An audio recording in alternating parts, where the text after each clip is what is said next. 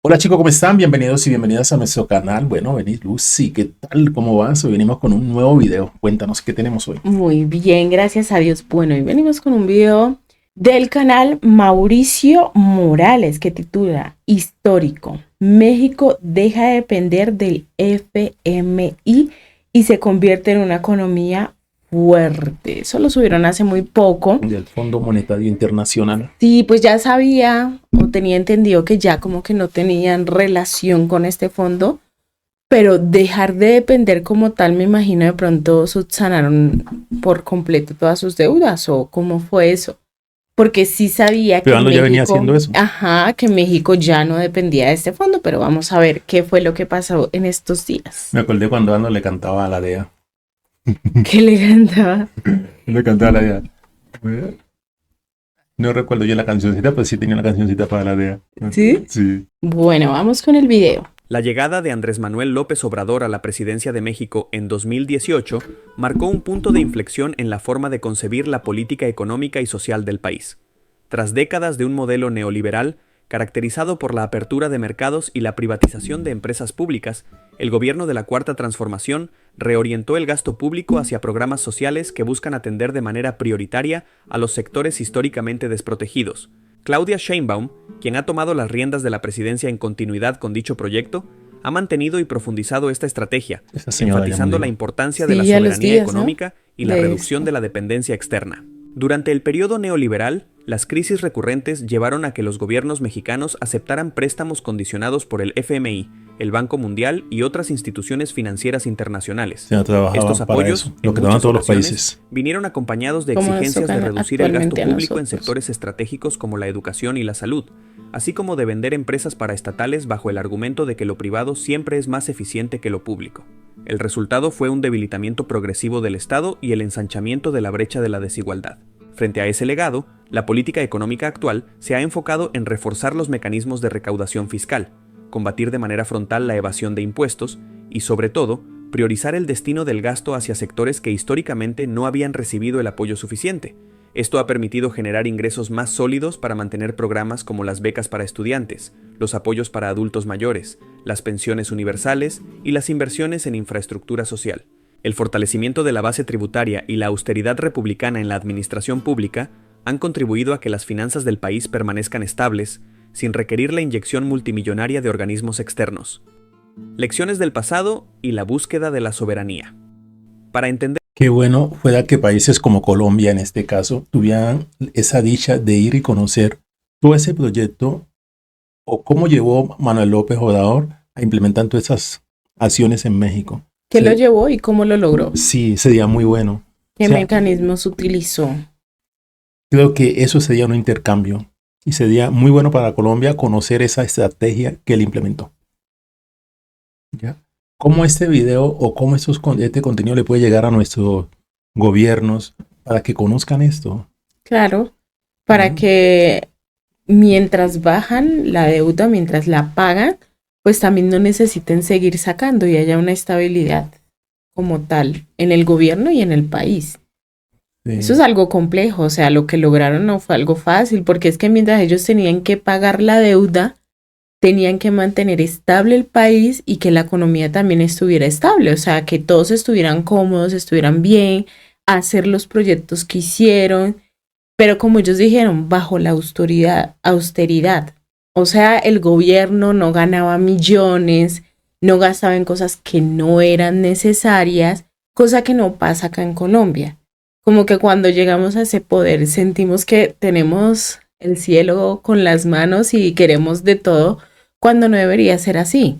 Deberíamos tratar de, bueno, se gana bien, pues no necesitamos esto, no necesitamos esto otro. O sea, Andrés Manuel hizo muchísimas cosas, José. Él cogió y, digamos, vendió algunos de los aviones privados, bajó mucho los gastos como tal del gobierno, entonces eso hizo que tuviera la plata suficiente para hacer sus proyectos, pagar por fuera también y pues mantener ese nivel en la población, sí, en el país. Pero sí, estas ideas son replicables. Claro. que son replicables. Sí. Si se tiene la voluntad realmente y se tiene un buen equipo de gobierno, se puede replicar fácilmente. Sí. Que me den la oportunidad a mí de ser presidente de Colombia. ¿Por qué la Cuarta Transformación ha puesto tanto énfasis en la soberanía económica y en el rechazo de condicionantes internacionales? Hay que recordar el contexto histórico de las últimas décadas. A principios de los 90, y en plena efervescencia del neoliberalismo, México vivió una de sus mayores privatizaciones con la venta de empresas estatales que, hasta ese momento, proveían servicios a la población. Bajo la premisa de que lo público era ineficiente, se entregaron a inversionistas privados sectores como la banca, las telecomunicaciones, la industria del acero y otros recursos estratégicos. Los resultados de esas políticas de liberalización extrema fueron mixtos, aunque por un lado se logró cierta disciplina macroeconómica, como baja inflación y control del déficit, por otro, millones de personas vieron deterioradas sus condiciones de vida, el empleo informal creció y los salarios se estancaron. Asimismo, en el imaginario colectivo quedó grabado el llamado Error de Diciembre de 1994, una crisis financiera que derivó en un acuerdo con Estados Unidos y el FMI, según el cual se otorgaron líneas de financiamiento a cambio de un mayor control de la política económica nacional. Esto, de acuerdo con múltiples testimonios e investigaciones posteriores, implicó un grado de intervención externa que sacrificó la autodeterminación del país. La postura de Claudia Sheinbaum se sustenta en la convicción de que México no debe repetir esos episodios en que la aceptación de un préstamo se convertía en una forma de subordinación. Al contrario, la mandataria considera esencial que si en algún momento se requirieran recursos de emergencia, el país no se vea obligado a condicionar sus programas sociales o a vender sus activos estatales para cumplir con directrices ajenas. Este enfoque rescata la idea de soberanía plasmada en la Constitución mexicana, particularmente en el artículo 39, que establece el derecho del pueblo mexicano a decidir sobre su forma de gobierno y a definir las políticas que considere más apropiadas para su desarrollo. La recaudación fiscal como pilar de la independencia. Uno de los aspectos más notables de la gestión económica de la 4T es el incremento en la recaudación fiscal, derivado principalmente de un combate más asertivo contra la evasión de impuestos y de medidas para cerrar espacios a la corrupción en las aduanas. Estas acciones han permitido incrementar los ingresos públicos de manera sostenida, rompiendo con la necesidad de cubrir déficits mediante préstamos costosos. Claro, es que México fue súper inteligente. O sea, lo que estoy entendiendo hasta el momento es que pasó de tener de tener un crecimiento en el sector privado abismal a empezar a recuperar todo lo público que estaba en lo privado y pasarlo para este lado, pues para tener más monedita, más plática, que debería pasar acá. Por ejemplo, el sistema público de transporte de acá no debería irse a sectores privados, que eso es lo que también genera, siento yo, que la gente muchas veces no quiera pagarlo y se cole, ¿sí? Porque uno dice, bueno, pues uno es consciente y uno paga su transporte, pero hay personas que dicen, bueno, pero ¿esta plata para dónde va? Esta plata al fin y al cabo no va para nosotros, porque los que manejan eso y los que se lucran con eso no es el sector público, no son entes públicos, es una minoría y no debería ser así. O sea, eso ya no debería estar a cargo de estas personas. Porque con recursos públicos adaptamos estos caminos, estas carreteras para este sector privado. O sea, ¿por qué? Por ejemplo, esa vez de las protestas, tantas estaciones. Chicos, ¿están escuchando? La obra es dañada, neveras dañadas. Ya saben, si tienen algo dañado. Por su casa creo que también debe pasar, ¿no?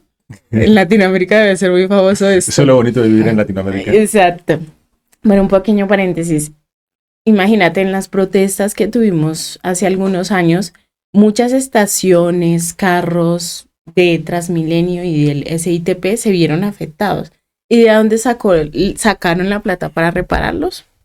De nosotros. Eso no debería ser así, cuando realmente los que están ganando bueno son otros y siguen viviendo sabrosos y nosotros seguimos jodidos. Entonces, tal vez por eso siento yo que pues es y ni te imaginas, el 15 de abril sube 500 pesos más. Ah, ¿sí? Sí, va a quedar en 3,700 pesos el transporte.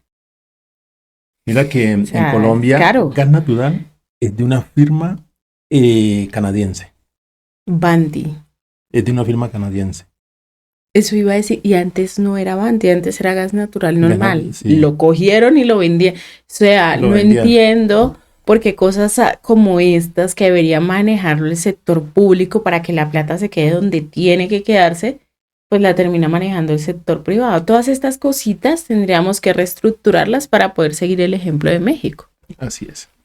Sigamos viendo, chicos, por acá. Además, la asignación presupuestaria ha priorizado la inversión en infraestructura social, como hospitales, escuelas y proyectos de conectividad, al mismo tiempo que se refuerzan las instituciones encargadas de vigilar el correcto uso del erario.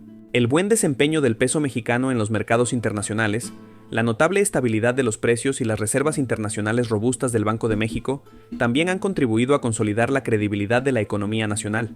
Tanto la Secretaría de Hacienda como el Banco de México han trabajado de manera coordinada para mantener indicadores sólidos, lo que ha evitado sobresaltos cambiarios y ha dado margen de maniobra a la política monetaria para enfocarse en el control de la inflación. En contraste con décadas anteriores, en las que la financiación del gasto público se apoyaba fuertemente en líneas de crédito de organismos internacionales, hoy la Cuarta Transformación puede exhibir una fuente de ingresos fiscales amplia y diversificada. Este cambio no solo refuerza la soberanía, sino que permite a México sentar las bases para un crecimiento económico más incluyente. Sí. Al garantizar recursos para programas sociales, se estimula la demanda interna y se impulsa a las pequeñas y medianas empresas, al tiempo... Chico, en el caso de México se ha implementado más programas sociales. En el caso de Colombia se ha recortado estos programas sociales. ¿Ya? Ahí donde no entendemos. Y digamos que ha variado muchísimo. O sea, sabemos, y siempre lo hemos manifestado, un gobierno no es solo una persona y no podemos echarle la culpa solo al presidente porque eso no sería lógico.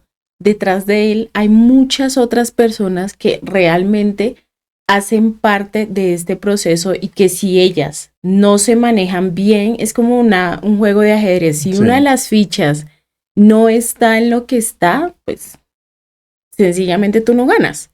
O sea, tienes que estar muy coordinado para poder ganar este juego y esto no está pasando acá. Entonces, ¿qué está pasando? Primero, muchos cambios de gobierno. Entonces, eso se estabiliza muchísimo más el gobierno colombiano. Porque es que ya llevamos para 3 años de gobiernos en los que han cambiado más de 8 veces siquiera de ministros. Sí.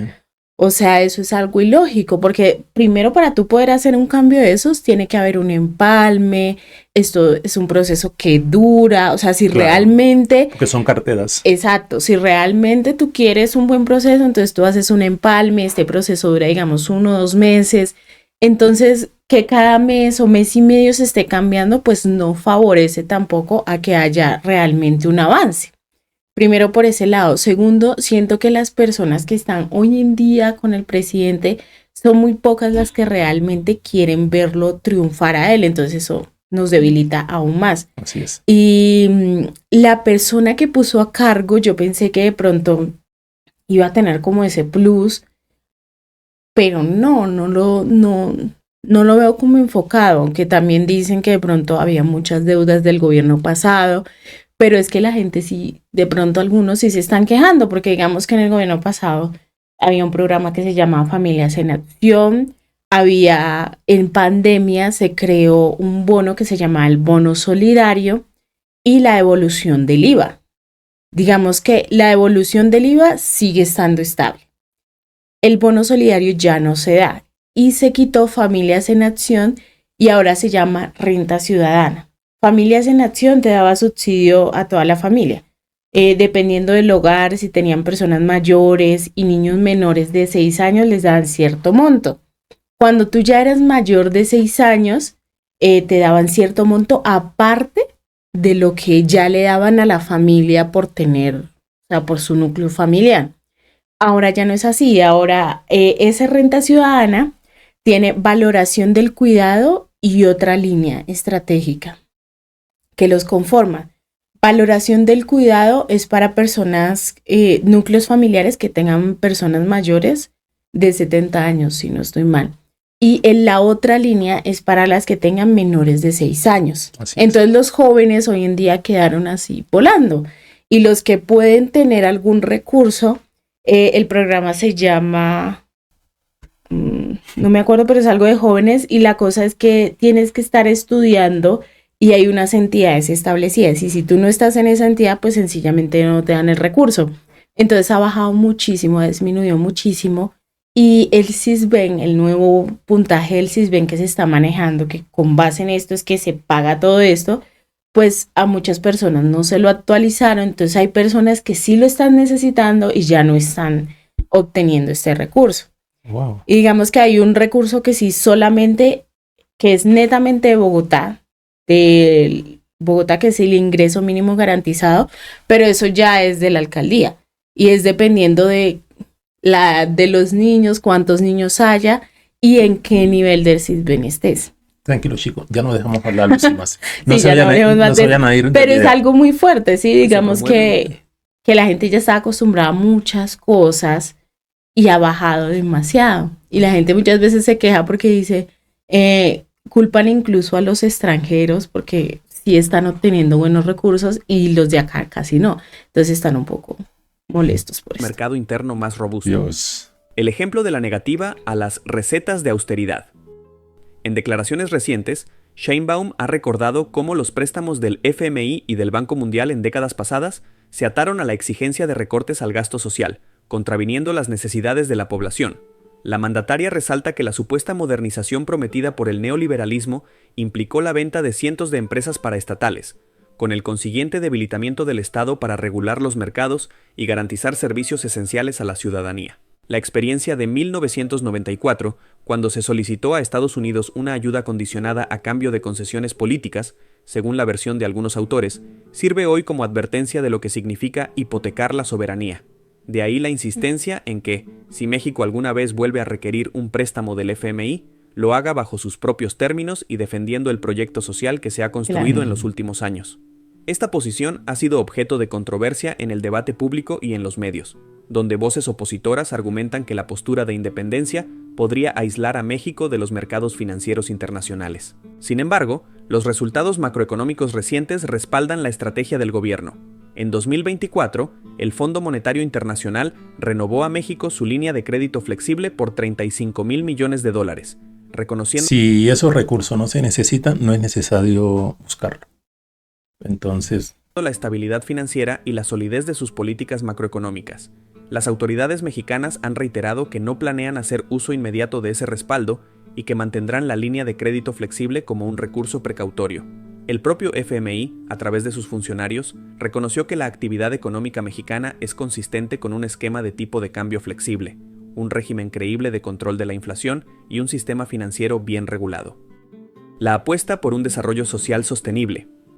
Además de la fortaleza de sus cuentas públicas, el gobierno de Sheinbaum se ha distinguido por colocar la justicia social en el centro de la estrategia de desarrollo. Programas como la entrega de becas a estudiantes de todos los niveles, las pensiones universales para adultos mayores, los apoyos a pequeños productores del campo y las inversiones en infraestructura social tienen un doble propósito: mejorar las condiciones de vida de millones de familias y dinamizar la economía a través de una mayor demanda interna. Lejos de la visión que sostenía que los recursos invertidos en las clases más desfavorecidas son un gasto improductivo, la Cuarta Transformación defiende la idea de que inyectar recursos en la base de la pirámide social genera un efecto multiplicador. Las personas con menores ingresos, al recibir apoyos o al mejorar sus salarios, destinan ese dinero a consumir bienes y servicios en la economía local, lo que a su vez impulsa a comerciantes y pequeños empresarios, nutriendo un círculo virtuoso de crecimiento. El propio discurso de Sheinbaum subraya que esos apoyos, lejos de perjudicar al sector privado, también benefician a los grandes empresarios. Al fin y al cabo, las personas de escasos recursos, al tener más capacidad de compra, invierten en productos y servicios ofrecidos por negocios de todos los tamaños, dinamizando el mercado interno. De esta manera, la política social no solo atiende un principio de justicia, sino que contribuye a la prosperidad general. La construcción de un nuevo paradigma de relaciones internacionales. La postura de no depender de préstamos condicionados no implica un aislamiento de la economía mexicana del entorno global. Por el contrario, México continúa participando activamente en tratados comerciales y busca diversificar sus socios, explorando alianzas con naciones como China y Rusia, así como su posible acercamiento a los BRICS.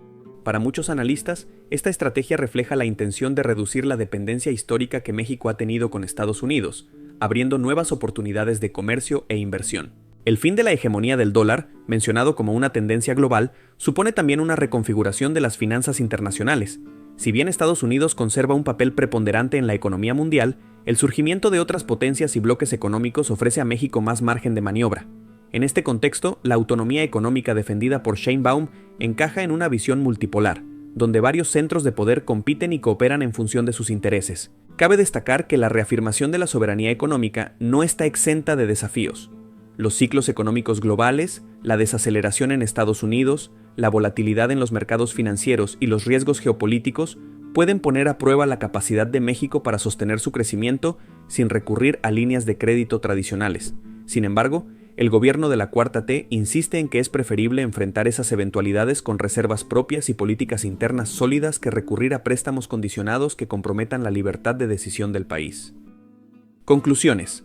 Un nuevo pacto social y fiscal. El caso mexicano bajo el gobierno de Claudia Sheinbaum representa una ruptura con el modelo de dependencia financiera que caracterizó a buena parte de las naciones latinoamericanas en el último medio siglo. La apuesta de la Cuarta Transformación es mantener la disciplina fiscal y la estabilidad macroeconómica sin sacrificar la inversión social. Este equilibrio, que muchos consideraban imposible, se basa en una recaudación fiscal fortalecida, una administración austera, el combate decidido a la corrupción y una estrategia de desarrollo incluyente. El éxito de esta política radica en la disposición de la ciudadanía y de los distintos actores económicos para respaldar un nuevo pacto social y fiscal. Las empresas y las capas de mayores ingresos asumen con mayor responsabilidad el pago de impuestos, mientras que el Estado se compromete a traducir esos recursos en programas que atiendan las necesidades básicas de la población.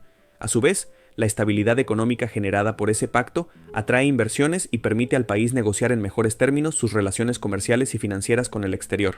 Desde una perspectiva periodística, se puede sostener que el camino emprendido por la administración de Sheinbaum representa un horizonte distinto para México y potencialmente para otros países de la región.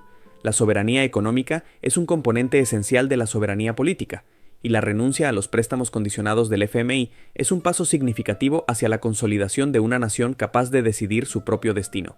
Lejos de ser una apuesta temeraria, se basa en un análisis realista de las fortalezas de la economía mexicana y en la convicción de que el Estado debe servir a su pueblo por encima de cualquier otro interés. En definitiva, la Cuarta Transformación ha sentado las bases para que México transite por la senda del desarrollo autónomo y de la justicia social.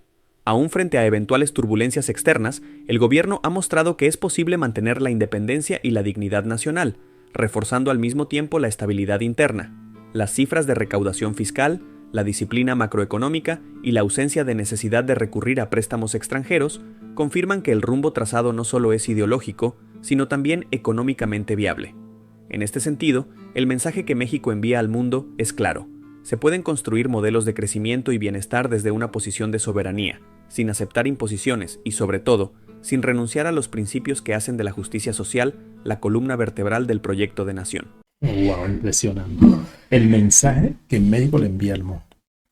Y lo que estamos diciendo en el cuerpo del video es que cómo puedes copiar estos modelos de desarrollo. Cómo ir una comisión desde Colombia y mirar cómo lo está haciendo México. Exacto, cómo fue que empezaron, todo en general. La verdad, muy, muy chévere, me gustó muchísimo el video. Es de anotar todo lo que han hecho de verdad, tanto Andrés Manuel como actualmente Claudia Sheinbaum, por continuar con este proceso que es de admirar. O sea, mis respetos para ellos, para su gabinete, porque como les digo, sin ellos pues no se puede hacer nada. Y no, yo siento que hay que pedirle mucho a Dios, orarle mucho para que le dé la sabiduría a nuestro presidente y de pronto ponga personas idóneas en cada puesto y le ayuden realmente, porque siento que de verdad, sin necesidad de irme más allá, siento que el presidente más saboteado en toda la historia ha sido Petro. O sea, me da mucha tristeza decirlo, porque al final es nuestro presidente y así si a él le va mal, a todos nos va mal, a todos los colombianos le va mal. Nosotros tenemos todas nuestras energías, nuestras esperanzas todas puestas en él. Entonces sí es de pedirle muchísimo a Dios y ojalá que todo mejore. Sea de él, desde él hacia afuera o de afuera hacia adentro. Es que eso es lo que lo deja uno pensando. Lo que pasó con Benedetti fue una cosa de resaltar. Cómo Benedetti deja la embajada en Venezuela tirada, ¿sí? y sigue andando en el gobierno como si nada. Digamos que en ese aspecto sí, pero también siento que las mismas personas que ha puesto ahí en ciertos cargos terminan saboteando. Es decir, digamos, pasan una propuesta de una reforma, no sé, laboral o cualquier reforma. De pronto en la reforma sale algo específicamente mal o mal formulado o algo así. Y de pronto el presidente da su opinión y dice, pasa esto y esto y esto, y sale el ministro a contradecirlo por completo. O sea, es que ya ha pasado, muchachos, ustedes se ponen a ver las noticias y uno dice, es que es un saboteo impresionante contra el presidente, de verdad. O sea, es que uno se queda como que él hace los consejos de gobierno, quiere hacerlos públicos para que la ciudadanía vea lo que está pasando. Los ministros empiezan a atacarse. No, pero es que el presidente no me ha dado, o sea, siempre le echan el agua sucia al presidente.